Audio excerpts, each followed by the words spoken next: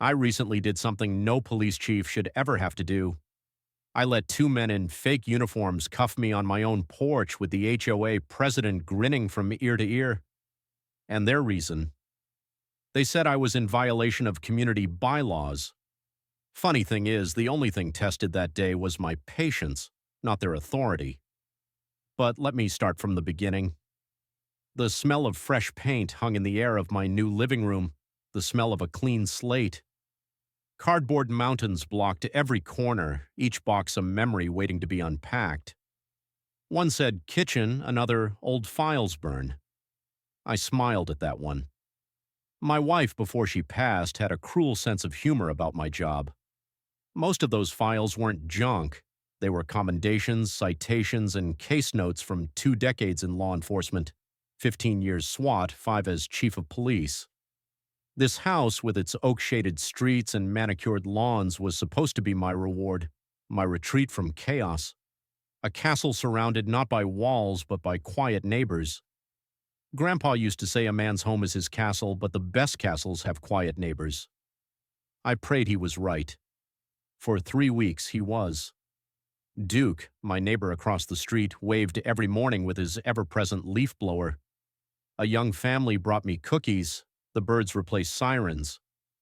For the first time in years, I breathed. Then came the paper, bright red, tucked under the wiper of my truck. Violation notice. My lawn, it claimed, was 1/4 inch too high. Fine, $50. Signed, Karen Van Fleet, President, Oak Street Homeowners Association. I looked at my lawn, looked at my neighbors. They were the same. My gut twisted the way it always did when I smelled a bully. This wasn't about grass, this was about control. The next day, 2 notices. My trash can had stayed visible 3 hours past pickup. Another $75. Total, $125. Karen Van Fleet was efficient, I'll give her that. But she wasn't just efficient, she was probing, testing fences, seeing if the dog in my yard would bite. Her language escalated. Immediate compliance required. Further action pending. I saw her then, walking a tiny yapping dog, clipboard in hand, sharp features, smug eyes, hair that could level a picture frame, our eyes locked, no smile, just the smirk of a self-appointed queen. My street no longer felt quiet, it felt occupied. The next morning I wasn't at the station, I was at the county clerk's office. The building reeked of paper and old law, my kind of place. A tired clerk with glasses on a chain squinted at her computer. Oak Street Homeowners Association? She repeated, typed, frowned, typed again. Nothing. Not in this county. I slid her one of the red notices. She smirked. One of these. Happens more than you'd think. Someone crowns themselves queen of the block, prints up letterhead, and bullies the neighbors. Most folks just pay. But I wasn't most folks. I paid $25 for 2 certified letters, proof that no such HOA existed, not in county or state records. In my hand, I held a weapon of truth, but truth wasn't enough, not yet. Karen wouldn't stop with a paper. She'd change names, tactics, victims. You don't scare wolves, you cage them. That night, my house stopped being just a home. It became an observation post. From boxes, I pulled not old tools, but surveillance equipment, high-definition cameras, a button-sized microphone sewn into my shirt, and my black ring, my panic button. 2 taps would alert Lieutenant Danny Reyes, my most trusted officer. She'd see and hear everything in real time. My neighbors Duke and the young family next door agreed to film if anything happened.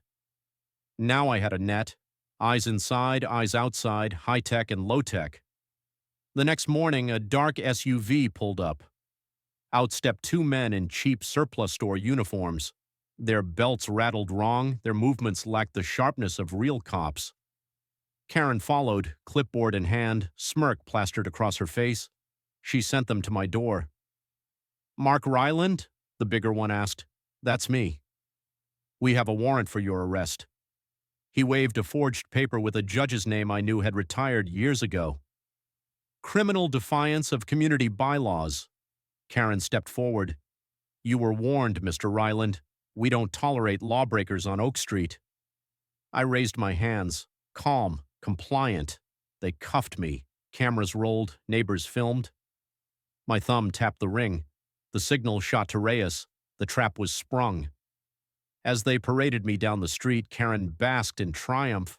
But she didn't know she'd just walked into a felony case. Impersonation of an officer, conspiracy, kidnapping. The SUV doors shut behind me. They thought they were taking me away.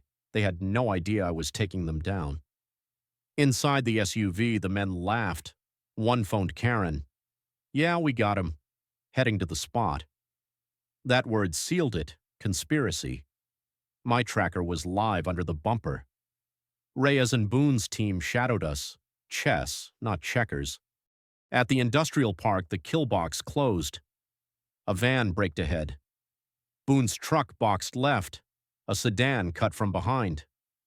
Tires screeched. Doors burst open. Real cops surrounded us.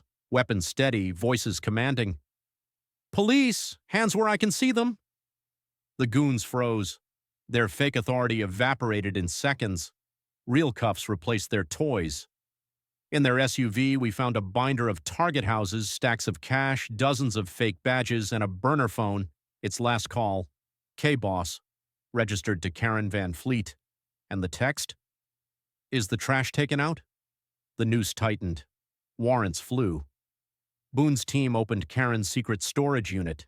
Inside, printers, forged notices, files on entire neighborhoods, even fake court seals. It wasn't just my street, it was half the city. She wasn't a petty tyrant, she was running a criminal empire. We hit her garage during her so-called board meeting. Karen stood at a podium, barking orders to two terrified neighbors. She didn't even finish her rant before we stormed in. "Police! Hands up!" Her minions surrendered instantly. Karen shrieked, shoved the podium, and bolted for the door. Boone stopped her cold. I cuffed her myself. "Karen Van Fleet, you are under arrest for fraud, impersonation, racketeering, and conspiracy." Neighbors spilled onto porches as the Queen was dragged to a cruiser, lights flashing, her empire burning behind her. Court moved fast. Her goons pled out. But the judge saved his thunder for Karen. "A campaign of intimidation against your own neighbors," he called it. 15 years federal, 3 supervised, barred from ever touching HOA authority again. Restitution ordered. Her empire dismantled. Victims refunded. Now, months later, Oak Street is what I bought it for. Kids play, neighbors smile, the fear is gone. On my mantel sits my grandpa's photo, watching.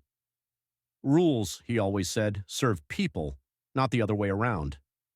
Karen forgot that, and it cost her everything. This is my home. These are my people. And if another petty tyrant ever tries to rise here again, they won't find a victim. They'll find me. The courthouse steps echoed with the sound of shoes, voices, and flashing cameras. Reporters jostled for position. Neighbors whispered to each other, and even strangers stopped to watch the spectacle. For them, this was just another story of corruption exposed. For me, it was the conclusion of a war fought not with bullets, but with patience, precision, and relentless truth. Brenda Van Fleet, once so smug and certain, was now just another defendant swallowed by the system she thought she could bend. Her head was bowed, her hair no longer defiant but disheveled. She looked smaller than I'd ever seen her, like the air of authority had been vacuumed right out of her body. She shuffled into the awaiting van, a caged figure in orange fabric, and for the first time the neighborhood exhaled together. In the weeks that followed, the neighborhood transformed in ways that went beyond the absence of red notices and threats. Lawn chairs reappeared on porches, laughter returned to driveways, and kids rode bikes without the looming fear of a clipboard-wielding tyrant. It wasn't just relief, it was rebirth. Neighbors began to share stories of the subtle ways Brenda had controlled them. An elderly couple recalled the time she fined them for having their grandkids' toys left outside overnight. A single mother explained how Brenda threatened to review her residency if she didn't repaint her front door within a week. Each story was another scar, another piece of evidence that this wasn't just one woman's obsession. It was systemic bullying hidden in plain sight. For me, the house felt different too. The silence I had craved when I first moved in was no longer the silence of hiding, but of peace. It was a silence filled with choice, not fear. My mornings began with coffee and birdsong, not with anticipation of another violation notice. I was no longer just a former chief of police trying to retire into quiet anonymity. I had become the custodian of this street's dignity. Danny Reyes stopped by often. She'd sit at my kitchen table, sipping coffee and teasing me about how I couldn't even retire without stumbling into a full-blown conspiracy. "Chief," she'd say with that wry smile, "you could move to Mars and you'd still find some HOA dictator running a scam on the colonies." Boone, too, came by with his easy humor, often helping Duke fix something around his garage. The bonds we had built under pressure had turned into friendships. The neighborhood no longer felt like a collection of isolated houses. It felt like a community forged in the fire of a shared enemy. One evening, as the sun dipped behind the oaks, Duke raised a toast with a cheap beer in his hand. "To Ryland," he said loudly enough for half the street to hear, "the man who taught us you don't bow to paper tyrants." The cheer that followed wasn't just for me. It was for all of us, for the truth. For the proof that even in small corners of the world, courage still mattered. And as I sat back, letting the laughter and chatter wash over me, I thought of my grandfather. His framed photo sat above the mantel, watching over it all. He had taught me that real order was not about control, but about respect. That laws only had meaning when they served people, not when they enslaved them. He would have approved of how it ended, not with vengeance, but with justice. Not with violence, but with undeniable truth. The HOA scam was dead. Brenda Van Fleet was a memory in orange fabric. And Oak Street was alive again. But more than that, the story traveled. Other communities reached out. They asked for advice, for guidance, for the playbook we had used. Our little battle had become a blueprint, a reminder that no bully, no matter how entrenched, could survive the persistence of united neighbors and the steady hand of the law. And for me, it was enough. Enough to know that the quiet I had sought wasn't just restored, it was earned. My castle was safe, my neighbors were free, and for the first time in a long time, I could finally rest.